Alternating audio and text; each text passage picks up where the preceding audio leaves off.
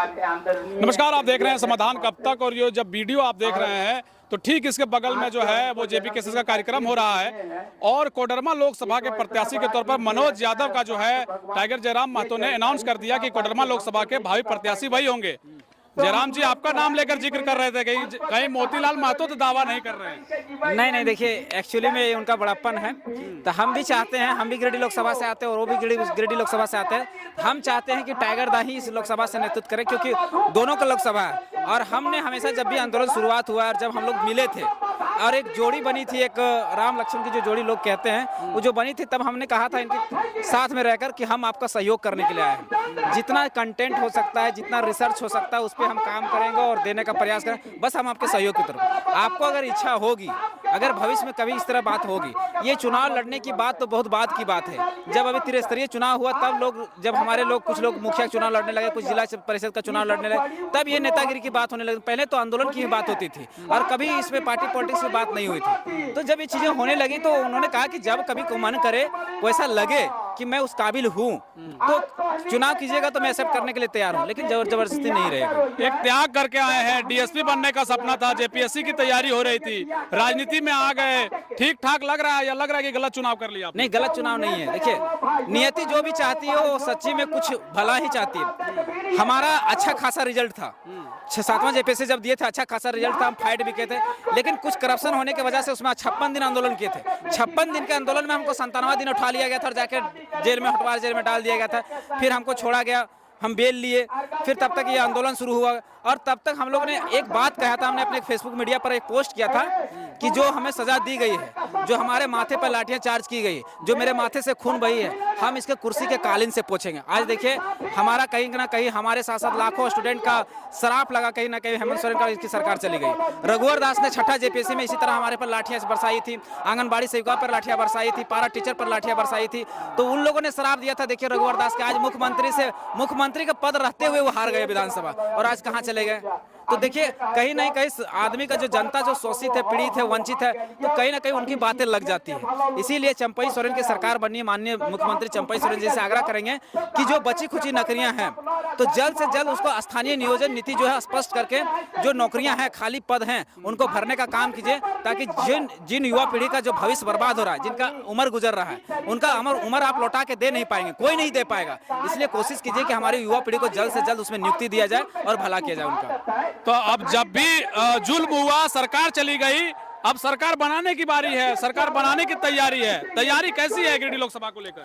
देखिए, जब हम लोग गिरिडीह लोकसभा की हमारी तैयारी कैसी है, हम लोगों ने खुद को टेस्ट करने के लिए, खुद को जांच करने के लिए हम लोग पारसनाथ के कोरा को चुना। पारसनाथ के कोरा को कहा पीर टाणका, जिसको उसमें most Naxal infected area of Jharkhand कहा जाता है, अति संवेदनशील क्षेत्र, जहां नक्सलवाद के गढ़ कहा जाता है, उस जगह को चुना, जहां वहां कहीं कहीं तो नेटवर्क तक नहीं है, कहीं कहीं रोड तक नहीं है, तो हम लोगों ने उस जगह पे चुना। कहीं कहीं तो ऐसा भीषण जंगल है कि वहाँ सूरज की रोशनी तक नहीं पहुँचता है। तो हम लोग ने उस जगह को चुना कि देखते हैं कि अगर विचारधारा हमारी वहाँ तक पहुँची होगी, अगर हम जागरूक कर पाए होंगे, तो हमारा जीत निश्चित है। और हमने वहाँ से शुरुआत किया, और विश्वास कीजिएगा दादा कि हम लोग ने 3 दिन का दौरा किया, 17 पंचायत का। विश्वास कीजिएगा, 9 बजे से पंचायत दौरा शुरू होती थी और 9 बजे रात तक, जनवरी के महीने में, एकदम ठंड के महीने में हम लोग शुरू किया। आज से हम लोग 1 महीना से पहले चल रहा है, हम लोग का 1-2 महीना से। तो वहाँ ठंड के महीने के टाइम में 9-10 बजे महिलाएं इंतजार करती थी सुनने के लिए, 11 बजे तक सभाएं चलती थी, ठंडा से कांपती थी महिला, लेकिन सुनने के लिए हमारा।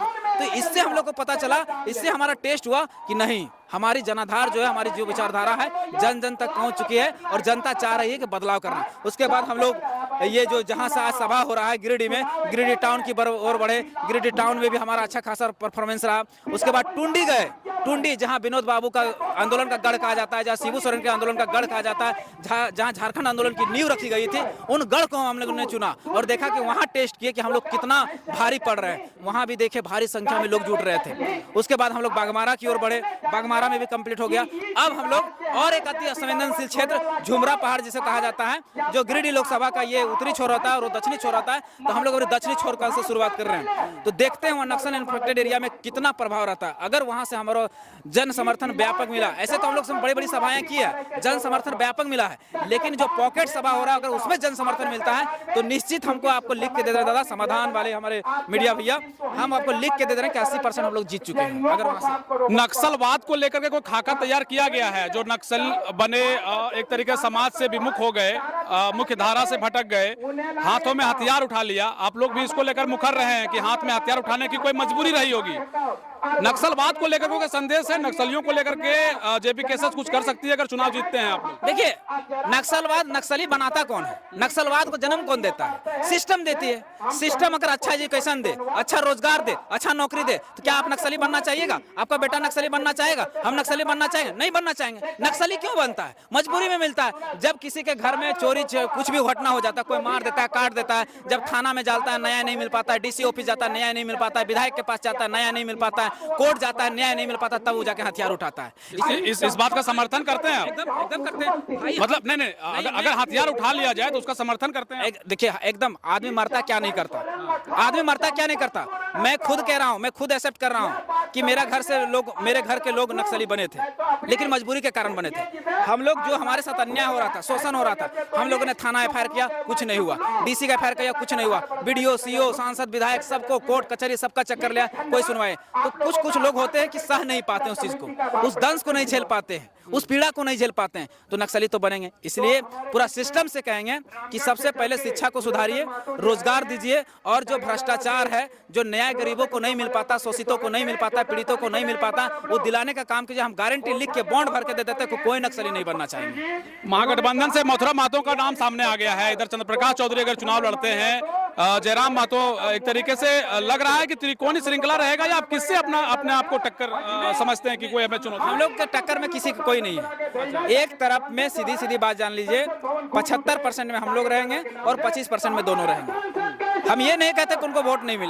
मिलेगा, लेकिन 25% में वो लोग रहेंगे, हम लोग 75% रहेंगे। अच्छा, एक सवाल है मोती जी की, जो गिरिडीह लोकसभा है जहां से जयराम लड़ रहे हैं, बाकी अलावे जैसे कि अभी जब आपसे बात कर रहे हैं तो मनोज यादव की घोषणा हो गई है, और भी प्रत्याशी हैं उसकी घोषणा की गई है, लेकिन जो ज्यादा सक्रिय सदस्य हैं जिसमें उत्साह है वो जयराम की सीट को लेकर के बताया जा रहा है। बाकी सीटों में उस तरह का उत्साह नहीं है, और आप लोग दावा कर रहे हैं कि कम से कम लोग 3 से 4 सीटें जीत रहे हैं। देखिए, जो मेन चेहरा रहता है, जैसे आप देखते हैं भारत में पूरा बीजेपी चुनाव लड़ती है, 272 सीट, 281 सीट, 300 भी अब पार आंकड़ा कर देती है, अभी 400 का नारा लगा रही है, लेकिन चमक धमक कहाँ रहता है? बनारस पे रहता है। नजर कहाँ रहता है? बनारस पे रहता है। दूसरा नजर कहाँ रहता है? जहाँ अमित शाह लड़ता है। तो ये केंद्र बिंदु होता है जो राष्ट्रीय। हाँ, सवाल इसलिए था चूंकि आपको थोड़ा सा काउंटर करेंगे यहाँ पर कि जो ऐसा नहीं है कि और सांसद जीत के नहीं जाते हैं, ऐसा नहीं कि बीजेपी के और सांसद जीत के नहीं जाते हैं या अन्य पार्टियों के और सांसद जीत के नहीं जाते हैं। ठीक है, वो जीत रहे हैं, तो पार्टी जो है वो बहुत पुरानी है, आप नए अभी पहली बार आप लोग चुनाव लड़ेंगे। जो आप लोगों का जो विस्तार है कमेटी का, वो कुछ इस तरीके से है कि वहाँ जो है कमजोर देखा जा रहा है। अन्य लोकसभा की अगर हम बात करें, गिरिडीह में आप मजबूत दिख रहे हैं, लेकिन अन्य जो लोकसभा है उसको लेकर के मोतीलाल का क्या कहना है? मेरा यही कहना है कि देखिए, पार्टी नहीं है आपकी? नहीं, देखिए, हर पार्टी या हर चीज पहले नया ही होता है, बाद में जाके पुराना होता है। आप जनसंघ को देख लीजिए, बीजेपी को ही देख लीजिए, जेएमएम को देख लीजिए, शुरुआत में कितनी सीटें जीती थी, लेकिन धीरे धीरे वो बनता ही है। तो हो सकता है कि हम लोग कम सीटें लाए, लेकिन ऐसा नहीं है कि हम लोग अपने विचारधारा को वहाँ तक पहुँचाए नहीं है। विचारधारा हमारा वहाँ तक गई है। हो सकता है कि चुनाव है, चुनाव है, जनता अगर हो सकता है कम विचारधारा से कम सीटें लाएं, लेकिन सीट तो लाएंगे सीधी। गिरिडीह जीत रहे हैं आप लोग? हाँ, 100%। गिरिडीह जीतने के बाद समर्थन का अगर दौर आएगा, अगर भाजपा की सरकार बनती है, मोदी गवर्नमेंट अगर आती है, तो क्या उनके साथ आप लोग जाएंगे? नहीं, देखिए, हमारी शुरू से विचारधारा रही है कि हम लोग किसी के ना, हम देखिए आज झारखंड। आप कहने में क्यों कोताही बरत रहे हैं? अल्पसंख्यक नाराज हो जाएंगे? नहीं, हम अल्पसंख्यक की बात ही नहीं है। हम क्यों बीजेपी के साथ जाए, क्यों कांग्रेस के साथ जाए, क्यों जेएमएम के साथ जाए? सो बताइए हमको, किस लिए जाए? क्या किया इन लोगों ने? इन लोगों ने सांसद बनाया, विधायक बनाया, इन सांसद विधायकों ने कितना सवाल उठाया? हम विपक्ष में रहकर पूरी तरह से सवाल उठा सकते हैं, स्वतंत्र होकर सवाल उठा सकते हैं। आप जब समर्थन दीजिएगा तो आप वो गलत करेगा तो आप सवाल नहीं उठा सकते, और हम लोग सवाल उठाने के लिए बने हैं। आज हमारे यहाँ 28,000 कंपनियां हैं झारखंड में, जो लिस्टेड कंपनियां हैं, उसमें एयर पॉल्यूशन हो रहा है, लैंड पॉल्यूशन हो रहा है, वाटर पॉल्यूशन हो रहा है। इन लोग के सारे मुद्दे, सारे नियम जो है, ये सारे कानून जो है संसद भवन में बनते हैं। अगर हम उनका समर्थन कर दिए तो इन पर हम आवाज़ नहीं उठा पाएंगे। चुनाव जीत रहे हैं, कह रहे हैं कि गिरिडीह फतेह की तैयारी है। एक काम जो ऐसा है जो गिरिडीह लोकसभा के लिए आप लोग करेंगे, कोई ऐसा मैनिफेस्टो आप लोगों का तैयार है जो मजबूती के साथ आप कह सकते हैं, जिसको लोग विश्वास कर सकते हैं कि भाई अगर सांसद अगर जयराम जीतते हैं यहाँ से तो यहाँ के लोगों के लिए वो मिल सकता है? देखिए, आप गली नली सड़क के लिए आप लोग इतना साल 24 साल और झारखंड में भारत आज़ाद हुए 75 साल में लड़े, लेकिन मिला क्या? नहीं मिला। तो इस बार हम लोग लड़ाई मैनिफेस्टो की आप बात करते हैं, मौखिक रूप से बता देते हैं कि हमारी मैनिफेस्टो क्या होगी। सबसे पहले हमारा मैनिफेस्टो होगी झारखंडियों को पहचान दिलाने की, और झारखंडियों को पहचान दिलाने में आप बोलिएगा कि विधायक की जरूरत है, सांसद का क्या है? सांसद का बहुत बड़ा रोल है। हमारा जो मैनिफेस्टो, जो हमारे स्थानीयता तय होगी वो हमारा 9वीं अनुसूची में जाएगी, यानी संसद भवन में जाएगी, और वहाँ पर हमारी बात को कौन उठाएगा? एक लौता मात्र अगर सांसद जाता है टाइगर जयराम तो अपने पक्ष को एकदम मजबूती तरीके से रखेगा, और मजबूती तरीके से अपने बातों को रख लिया तो हम दावा करते हैं कि 272 सांसद जो मेजोरिटी के लिए होता है वो समर्थन देने के लिए तैयार हो जाएंगे, क्योंकि पहले 9वीं अनुसूची में हमारा गया है। तो पहला हमारा मैनिफेस्टो में रहेगा कि हम झारखंडियों को पहचान दिलाने के लिए लड़ाई लड़ेंगे। दूसरा, जो झारखंड में 24 साल के इतिहास में आज तक स्थानीय नीति निर्गत नहीं हो पाई स्पष्ट रूप से, उसको निर्गत करने की कोशिश करेंगे। देख लीजिए भैया, सबसे पहले अगर भारत में अगर रोजगार देना है, नौकरी देना है, तो सबसे पहला जो चीज़ होता है वो स्थानीय नीति और नियोजन नीति होता है, जो झारखंड में है ही नहीं। तो पहला तो स्थानीयता परिभाषित करने की होगी, दूसरा नियोजन नीति की होगी, फिर विस्थापन नीति पे बात करेंगे, खनन नीति पे बात करेंगे, उद्योग नीति का मैनिफेस्टो होगा। हमारा जो नीति है, जिससे जो मुद्दे आप लेकर के हमेशा से आंदोलन किए, ये लड़ाई हम कानून की लड़ रहे हैं, ये लड़ाई हम नीति की लड़ रहे हैं। स्पष्ट शब्दों में कह रहे हैं, हम गली नली की लड़ाई नहीं लड़ रहे हैं, हम स्पष्ट नियोजन नीति या स्थानीय नीति की लड़ रहे हैं और विभिन्न नीतियों की लड़ रहे हैं। देखिए नीति क्या होता है, देखिए एक बात से समझिए, एक उदाहरण से समझिए। अगर हम एक पॉलिसी बनाते, एक नीति बनाते हैं कि जितनी भी स्कूलें हैं हमारे झारखंड में, उन स्कूलों में हर स्कूल में कम से कम 10-10 टीचर की व्यवस्था होती है, ऐसा हम पॉलिसी बना के अगर पास कर देते हैं तो एनी हाउ किसी भी कीमत पर वहाँ 10-10 टीचर की व्यवस्था हो जाएगी, ये नीति कहती है। और अगर नीति नहीं बनाए, नियम नहीं बनाया, कानून नहीं बनाया, भुगते रहेंगे कि हम 10 टीचर की व्यवस्था करेंगे, 10 टीचर की व्यवस्था करेंगे, ये कभी नहीं हो पाएगा। आप लोगों ने दायित्व दिया है, किसी को प्रभार दिया है, किसी को सदस्य बनाया है, कोई कोषाध्यक्ष बने हैं, सचिव बने हैं, उपाध्यक्ष बने हैं। बहुत सा ऐसा तबका है जिसको कुछ भी नहीं दायित्व दिया गया है। उस वजह से लग रहा है कि अंदर खाने जो है कुछ सुगबुगाहट है, खुटपिट हो गया है, गुटबाजी हो रही है। देखिए दादा, हमने पूरा पार्टियों को आप उठा देख लिए, सोशल इंजीनियरिंग के मामले में हम लोगों ने जो किया है, जो सोशल जस्टिस की बात हम लोगों ने अपनी पार्टी, अपना संगठन में किया है, लगता है कि अन्य किसी पार्टी ने नहीं किया होगा। आप विस्तार का पूरा लिस्ट देख लीजिएगा, एक छोटा से छोटा जाति वर्ग को मैंने छूने का कोशिश किया। आप देख लीजिए, हमारा जो महासचिव हैं, महासचिव सृजन हाइब्रू, वो किससे आते हैं? वो कोल्हान से आते हैं। कोल्हान से कौल हैं, कौल मतलब आदिम जनजाति, प्रिमिटिव ट्राइब्स, उसकी जनसंख्या प्रिमिटिव ट्राइब, आदिम काल की जनजाति है। उनको आज तक किसी ने कभी कहीं पद नहीं दिया होगा, कहीं ने। आप इतिहास को उठा के देख लीजिए, उस जाति के, उस समाज के किसी ने कभी पद नहीं दिया होगा। हम लोगों ने उस जाति को उठाकर उनको पद दिया, और वो भी किसका? महासचिव का पद दिया। इतना बड़ा सोशल इंजीनियरिंग कहीं देखने को मिलेगा? सोशल जस्टिस इतना बड़ा देखने को कहीं मिलेगा? किसी पार्टी में दिखा दीजिए हमको। सभी पार्टियां जाति वर्ग विशेष को देख के, जिसकी जितनी जनसंख्या उस हिसाब से तय करती है, लेकिन हम लोग निचले तबका, जो सबसे पिछड़ा तबका है, उसको उठाने का प्रयास कर रहे हैं। बताइए, इतना बड़ा सोशल जस्टिस कौन कर सकता है? तो जाति का बात कहा गया, तो जाति में महतो का नेता कौन, ये गिरिडीह लोकसभा में इस बार तय होने जा रहा है। सब महतो जी ही लड़ रहे हैं चुनाव। देखिए, महतो की नेता कौन? ये महतो की बहुत बड़ी आबादी भी है, बहुत तय किया जाता है कि भाई महतो की, ये एक्चुअली में महतो की नेता कौन है, इसके लिए हम लोग लड़ाई लड़ने नहीं आए हैं। हम झारखंड की लड़ाई लड़ने आए हैं। महतो की नेता क्या होगा नहीं हम बता, बहुत बड़ा फैक्टर करेगा। ठीक है, आप सभी को लेके चल रहे हैं, ये बात स्पष्ट है, लोग समझ भी रहे हैं। लेकिन यहाँ जो फैक्टर करेगा, जो महतों की जो आबादी है, जो वोट का आंकड़ा है, वोट के बटन जो दबेंगे, तो कौन महतो जी पर दबेंगे? मथुरा महतो जी पर दबेंगे, चंद्र प्रकाश चौधरी अगर आते तो ठीक है, या जयराम जी पर? देखिए, एक तो पहला बात ये बनता है कि इसको भविष्य का जो अंदाजा, भविष्य का जो है अपना, हमने भविष्यवक्ता तो है नहीं कि हम लोग भविष्य की करें। भविष्य को भविष्य पर ही छोड़ दिया जाए तो बेहतर होता है। वर्तमान में जीना चाहिए, और वर्तमान के हिसाब से अगर देखें तो जयराम महतो जिस तरह से कर रहे हैं, जयराम महतो की टीम जिस तरह से काम कर रही है, वो लगता है कि इधर ही आएगा। जयराम जी को लेकर एक भविष्य पे कभी सवाल नहीं खड़ा करना चाहिए। भविष्य को घर पर इसको छोड़ दिया जाना चाहिए। एक अंतिम सवाल है, कहा यह जा रहा है कि जो 18 बरस से तकरीबन 35 वर्ष के जो लोग हैं, वो आपको बहुत ज़्यादा आप लोगों के साथ खड़े हैं। उसके बाद का जो वर्ग है, यानी कह लीजिए कि 40 बरस के ऊपर, आप बुजुर्गों को भी उसमें ले लीजिए, महिलाओं को ले लीजिए, उसकी आबादी या उसको जोड़ पाने में आप लोग थोड़ा सा सफल नहीं हो पाए।